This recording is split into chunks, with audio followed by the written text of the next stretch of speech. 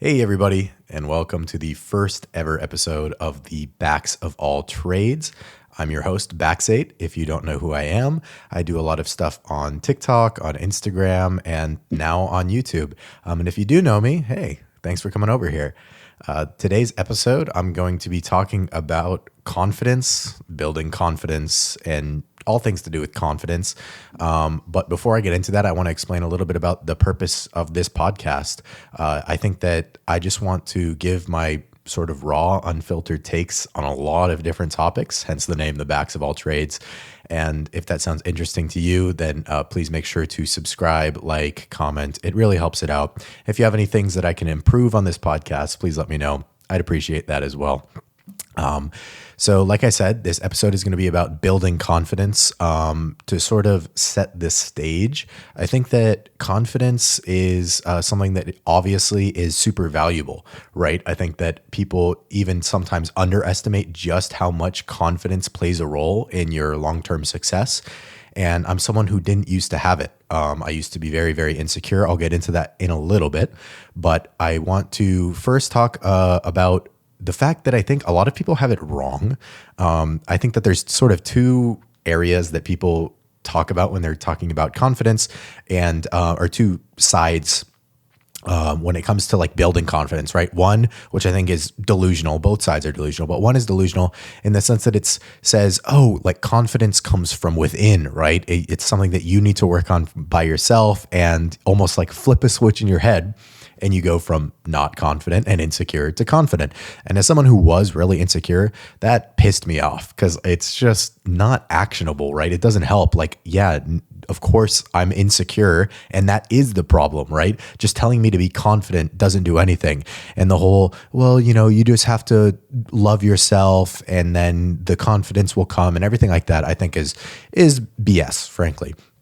And so the other side, which is equally as delusional, is that if you don't have certain sort of innate things about you, then you're just doomed to be not confident, right? These are the people who get really insecure about their looks, and specifically the stuff that they can't change.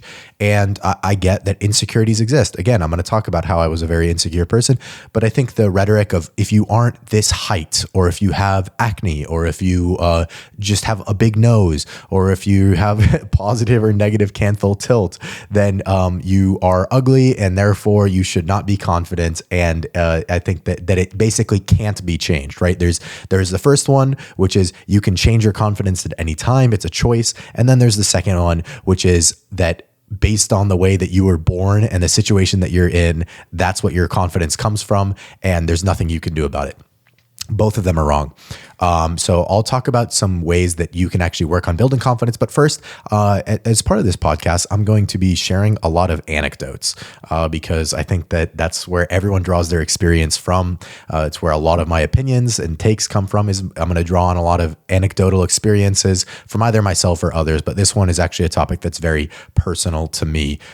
So yeah, let's sort of get right into it. I'm going to describe sort of who I was, because I think that I'm fundamentally a different person now, and it's been a long journey. It didn't happen overnight. But if we go back to my childhood, and obviously I think that when you're in middle school and stuff like that, you can be insecure, but it really kind of becomes exacerbated in high school. And this was the same for me. So in high school, I was a very, very good student. I've always been good at school. I can throw up a photo, but I was tall, skinny, lanky, very awkward looking, generally just not a confident person. And people picked up on that. And that meant that I was not a popular kid by any means. I had my friends, but my friends were also the nerdy group of people who did well in school, and we played video games and so on and so forth. But I would always look at the people who were much more seemingly confident than I was, and just being jealous, but also thinking that it just wasn't for me, right? I'm not the person who's going to get all the girls. I'm not the person who's just super charismatic in a group that everyone is drawn to. And I was insecure about my body a little bit. Like I said, I was very skinny, but also just about my place in society. I think that I was nervous that I thought that people didn't really care what I had to say, which maybe now that I do this whole social media thing, I'm overcompensating for that. Who knows? That's for you to decide. But, and so I remember like a couple specific examples. And another thing relating to confidence is with obviously women. I think that in high school is when you start becoming interested in the opposite sex and dating and so on and so forth. And again, just thought that I was destined, like, I'm the sweet little awkward guy, self-proclaimed nice guy, which is probably a topic for another episode.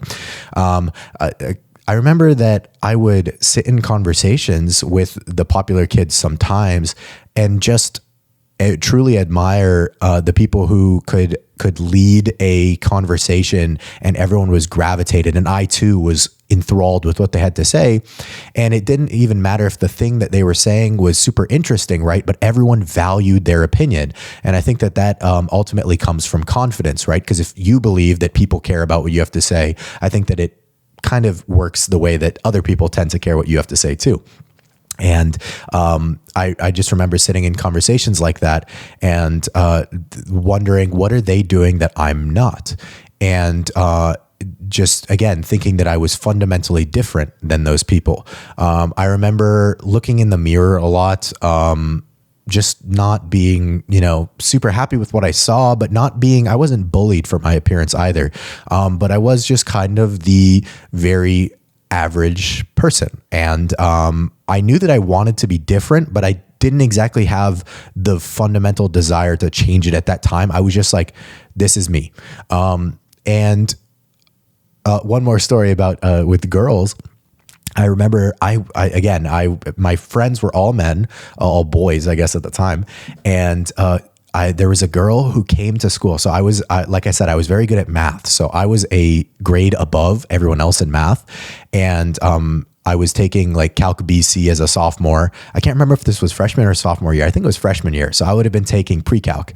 And there was a girl who visited from another school because she was thinking about transferring to my school. And she had the same textbook that I did. And this girl was very pretty to me at the time. And she was in the same math as me. So immediately I fell in love, right? Oh, another nerd, whatever. And so I delusionally thought, oh, I have a chance. Again, I have braces, acne, and I'm not saying that means you can't get girls, but that really affected my self-esteem at the time.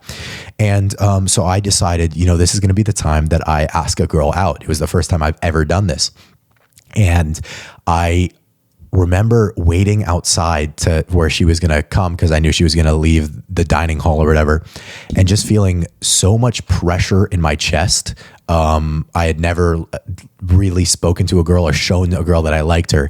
And I can barely think, right? I'm so focused on what my next words are going to be, which I think is a big part of confidence and insecurity.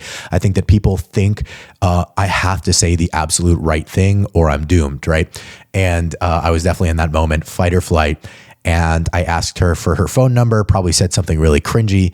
And she said, I don't have a phone. And in the moment, I was like, oh, okay, yeah, no problem. And I later found out that she gave her phone number to someone else. I think it was actually in her back pocket at the time when she told me that.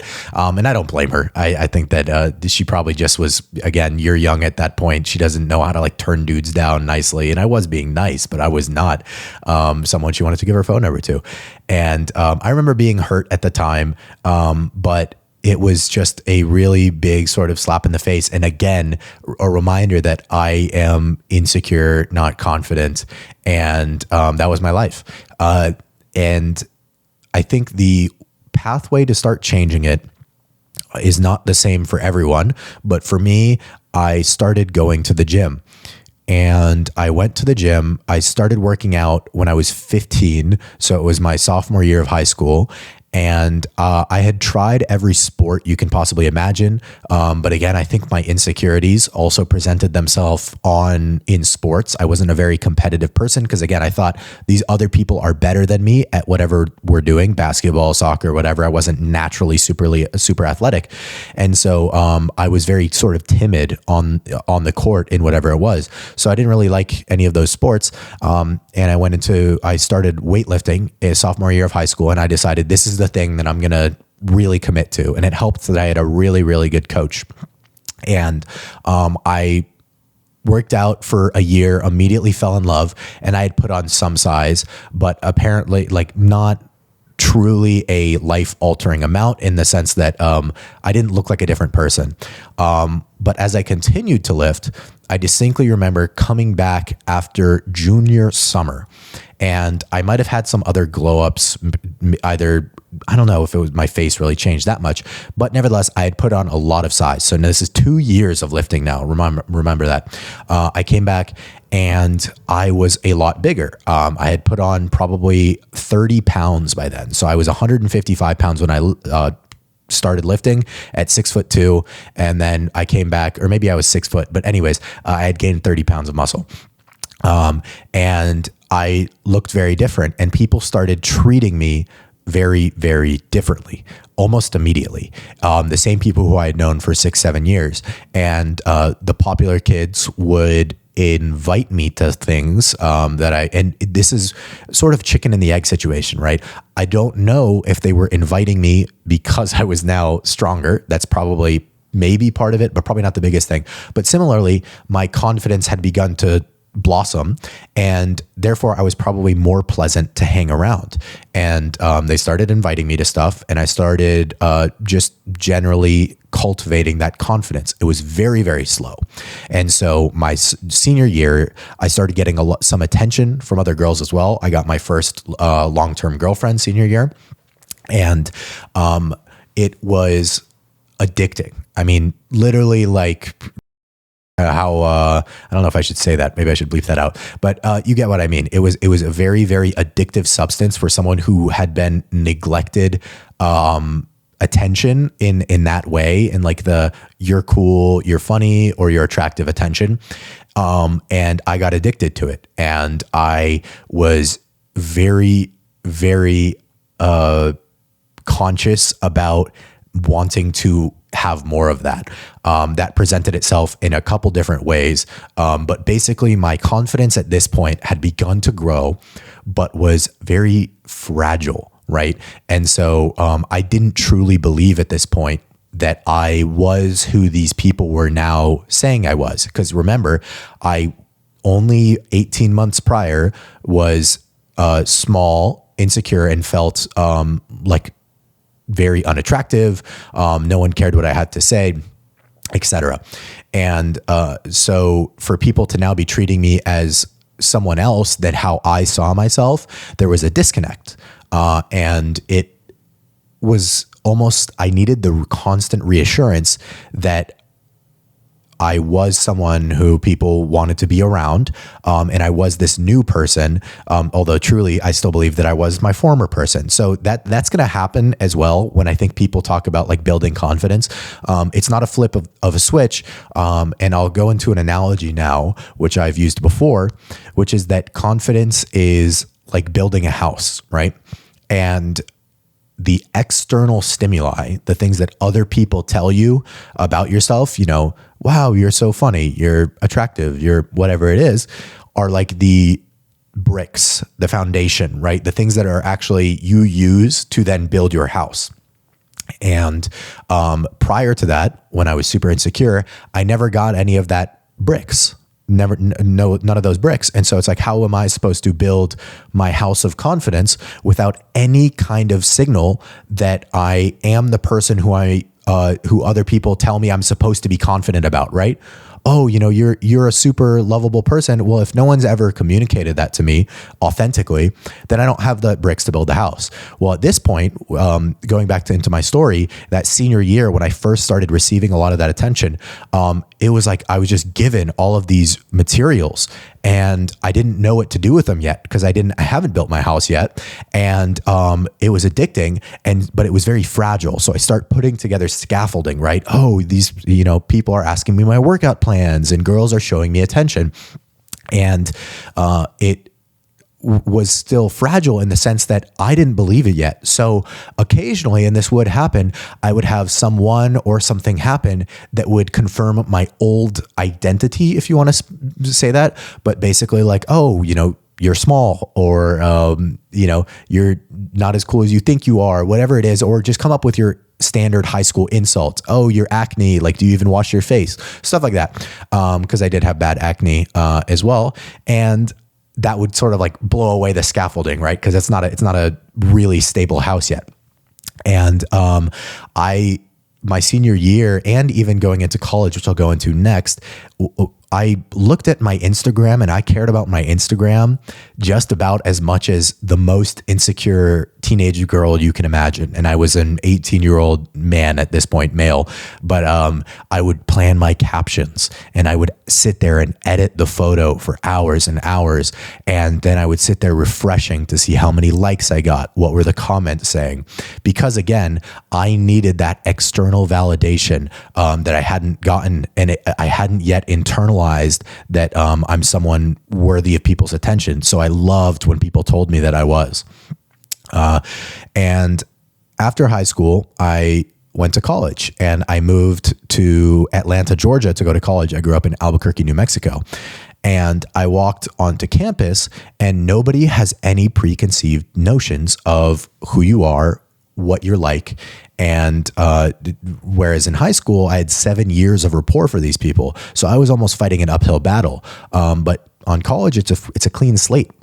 And very consciously, I decided, you know what, I am now, this person who I am starting to feel confidence.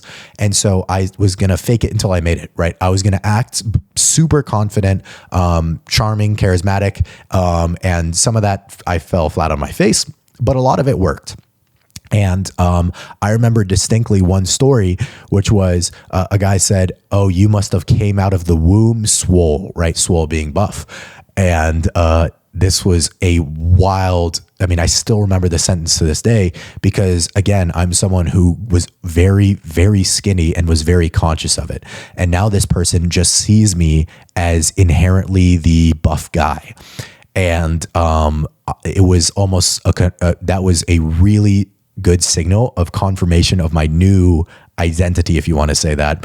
And then similarly, just being more outwardly social, I forced myself out of my comfort zone, and continued to build my house of confidence. And I received a lot of it, received a lot of the bricks and whatnot, because in college, I ended up joining a fraternity. And so I got to hang around a lot of girls, other guys who, would now ask me like what my lifting routine is. Can I take them to the gym? Just general compliments. And it really was the pivotal time in terms of actually building the house that is stable. And it was a journey. I don't even think, like, my freshman year, I was not done, freshman year of college. But by junior and senior year, I ended up becoming the president of my fraternity, which meant that I had to give the speeches every single week. We called it chapter meeting, but I would give essentially a public speech to the chapter of my peers, men my age, every single week, about 80 guys. And you have to have some level of confidence to be able to do that. And it was, by that point, I was seen as a leader. It took time. Again, remember, if we go back all the way to when I started lifting, which it was the first time I started getting any semblance of that was 2015. By the time I graduated was May of 2022. That's a long time. But it then has sort of continued to grow, but I have gotten to a point now where I would say I have a healthy relationship with confidence. Some might say arrogance, and that's to each their own. But point being, my house is built, right? So nowadays, if somebody, I post a lot on social media, you have to be prepared for this. If somebody is going to decide to hate and comment on my appearance or comments on, anything about me that's negative, whether it's my personality or my appearance, or, it doesn't affect me anymore, because you can think about it like someone, trying to blow down your house of confidence. It's already there. And, it was, I think, Alex Hormozy who said this, but he said that, I don't know if it was for success or confidence, but it works in this case, which is that a lot of people talk about affirmations these days, standing in front of a mirror and saying like, oh, in this case, I'm handsome, I'm, smart, I'm likable. That's telling yourself, I don't think those really work. What Alex Hormozi would say is that you have an undeniable stack of evidence that you are who you say you are. And in this case, it would be like, I know fundamentally now that I'm attractive, that I'm, worthy of people's attention, that I can be, a good partner and somebody would want to be in a relationship with me, which I did not believe at all. If I told myself in the mirror that 7 years ago, I wouldn't believe what I'm saying. But now I know it to be true. So when somebody else says that I'm not, it would be delusion to basically be like, oh yeah, they're right, when I have an undeniable stack of evidence that I'm the one who's right. And so that's fundamentally my journey towards confidence. And now, like I said, I have a very healthy relationship with it. I don't care too much about what people say. And that's not who I was 7 years ago. And so when people, oh, you just can't care what people say, that's a lot easier said than done. And for me, it was a 7-year journey, if not more, to getting there. And I'll continue to grow, right? I'm not done growing. I just think that I have a much healthier self-esteem now than I did 7 years ago. So yeah, I don't know if you will relate to any of those, and that, me in that anecdotal story. Like I said, that's kind of what I'm going to borrow on for a lot of my podcast here is my own experiences. And I'm looking now to my notes because I want to talk about some tangible advice, right? These are my actual, now you've heard how I did it, but I want to break down some actual stuff that if you are someone who struggles with insecurity, can help with, right? So the first one is, for me, obviously it was working out that really helped to start building my confidence. And that's because I had no confidence in my body. Working out is really, really cool in two ways. It's cool in that obviously you can become more attractive. People will give you more attention if you build a body that generally men want to have and women, are generally attracted to. That's really cool. And that was the giving me of the bricks to build my house that I really liked. But the second thing is arguably more profound, which is that you can make a commitment to yourself and then execute on that, and then see the results of your hard work. What I'll probably talk about in some other episode is that the gym was a fundamentally profound experience in how it changed my ability, not only in confidence, but also to commit to things and my belief in my own success long term. But for many people, insecurity, if you really think about insecurity, right? Insecurity is not what other people think about you, because it's all up here, right? So it's about what you think about yourself, and other people can confirm what you think about yourself, and that's insecurity, or that can also be confidence. But so you need to change your opinion of yourself if you ever want to become confident, right? I gave the example how once I started gaining a lot of weight, like muscle, and people were confirming that I was, the more attractive person, I still hadn't yet believed it, because I still believed they were the ones lying to me. And so the gym can really, really help in terms of your own thoughts of your own abilities and your body, right? I think that you can become hyper fixated on it. And I think what a lot of, this is a tangent, but I think a lot of men will go into the gym to attract, to become a more attractive person to the opposite sex, or the same sex, but I'm going to use a heteronormative talking point here, which is that guys lift for girls, right? They lift to get big for girls. And that's fine. I think that as an initial motivation, that's fine. But if it comes from a place of insecurity, there's a lot of internal work you have to do.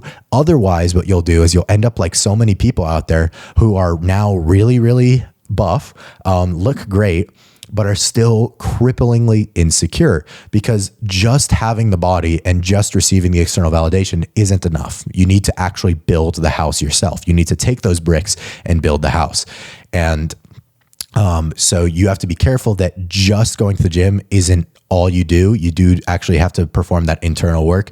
Nevertheless, it is a great way to start on that journey. And for me was probably, I cannot imagine what my life would be like had I not started working out.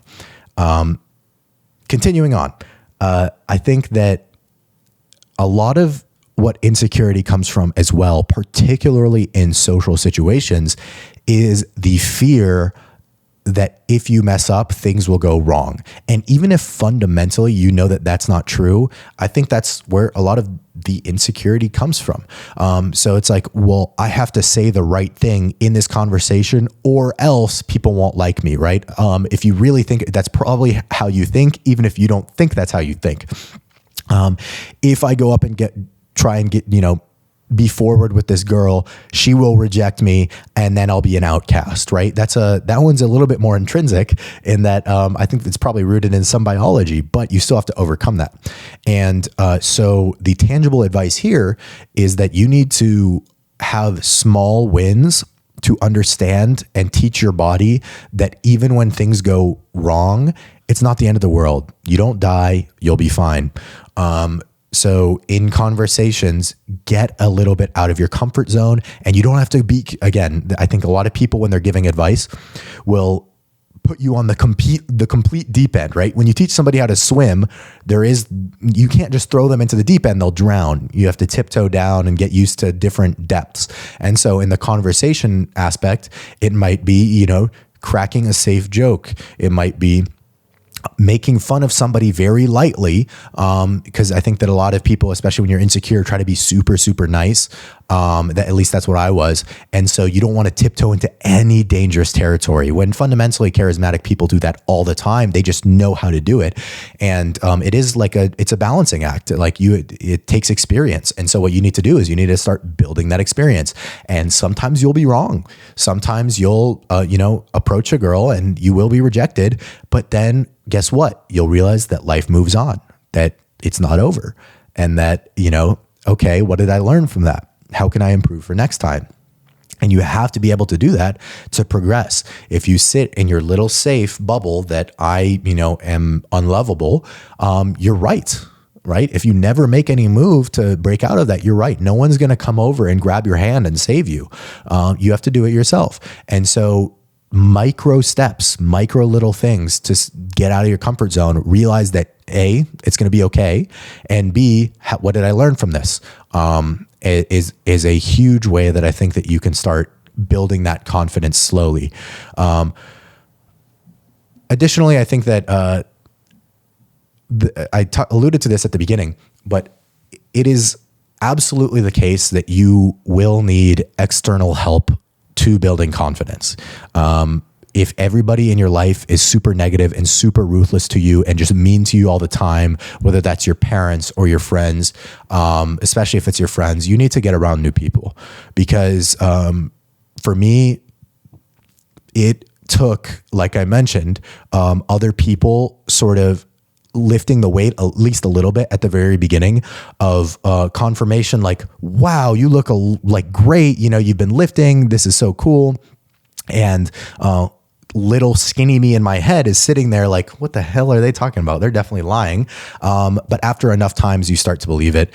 And so it doesn't only come from within. I've talked to that a lot about this point. But my point being, if you're in a chamber where people are pushing you down and people have ankle weights on you, it's a lot more difficult. So I would say try to generally be around more positive people who aren't like, if you're the butt of every joke in your group or are just someone who, I'll just leave it at that, then it might be time to try and find new people. Another thing that I want to remind people of is that literally everybody has insecurities. I mentioned at the beginning how I would look at people, the popular kids in high school and in a conversation and be enamored by the fact that everyone wanted to listen to them and they seemed just so confident. And it was only after I became someone who they actually, interacted with. And I sort of joined that circle that I realized those people are also insecure, and it's insecure in different ways. But I just assumed that it was almost a binary. You're either confident or insecure, when it's not that at all, right? There's not only a spectrum, but every single aspect you can either be confident or insecure. And I was very good at school, as I mentioned. And when I started interacting with these people in high school, I remember somebody had like seen my grades or something, which were very good, and made a comment about how jealous and just generally insecure they were about their own intelligence, particularly when it came to academics.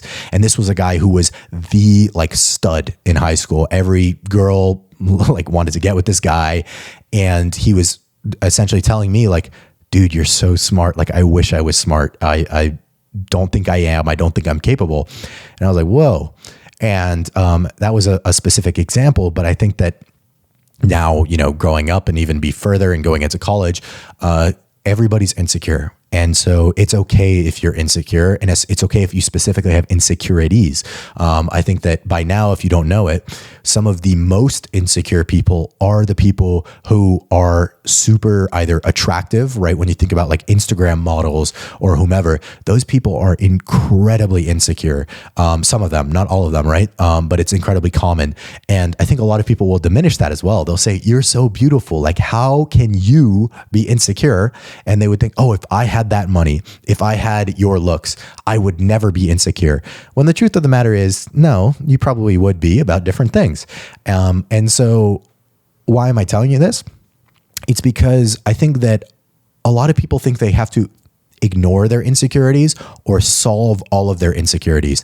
Some insecurities are just there and you have to learn them. And the better way is learning how to live your life with those insecurities, understanding how they affect you in your relationships, in your day-to-day life. The example I'll use is I think a lot of men are insecure about their height. And I'm not going to say that you should or should not be insecure about your height, because it doesn't matter, because your reality is your reality. And if you're insecure about your height, then that's a very common one, right? But you're not going to grow taller if you're already fully grown.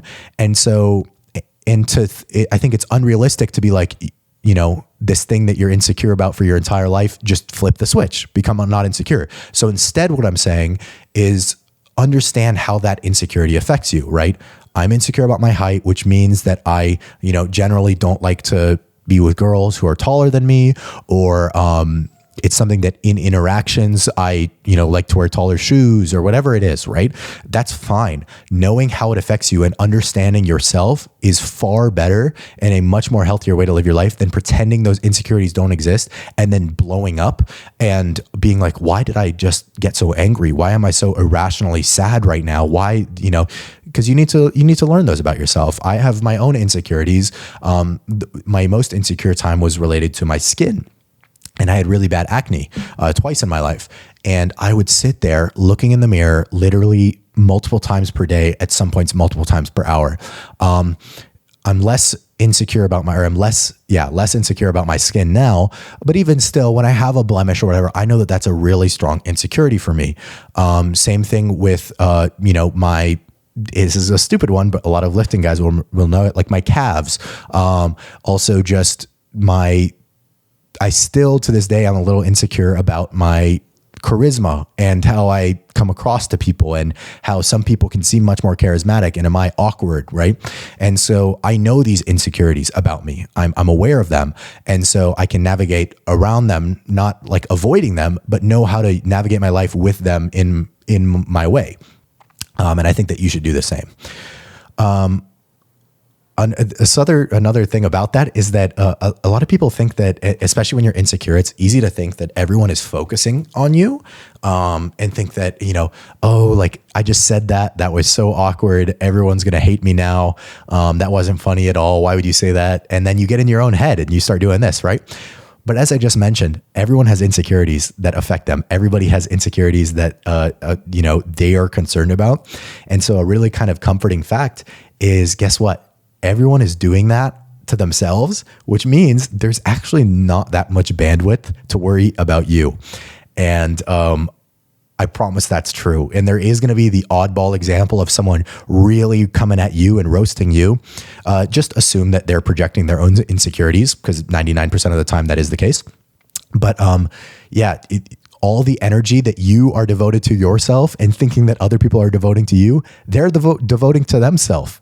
And that just makes sense, right? You, believe it or not, are not the center of the universe. So if you say a joke that doesn't land in a group, everyone isn't going to sit there mulling over it for the next 4 hours, but you will. And it's like, well, that's a waste of time, right? If they've forgotten about it as soon as you said it, why should you sit there for 24? Oh, I should have said this. God, that was so awkward. No, it's irrational, and you know it's irrational. So I'm just here to confirm that for you. I guess I'm just gonna. That's really it. This is the format of these episodes that I'm going to do. They're going to be of varying lengths, various topics. If you have any specific topics that you wanted me to talk about, let me know. But this was my first attempt. Like, if you have any improvements that you think I can make, then please, leave them in the comments below. I really appreciate all the support that everyone has given me. I think that this is a new venture for me. I just generally am beyond grateful for this opportunity I've been given to have so many people care what I have to say. And hopefully, as a result of this episode, you understand A, that I'm insecure, and B, that how you can actually maybe work to be less insecure. So with that being said, I would just want to thank you so much for listening, especially up until this point. If you have listened up until this point, leave a comment saying, what was my first video that you saw of me? And if it was this video, great. Thank you guys so much for watching. Please subscribe, like, comment. If you're on a podcast platform, then also give me 5 stars. And if you have any other topics you'd like to hear me talk about, then let me know. Thank you guys so much for watching.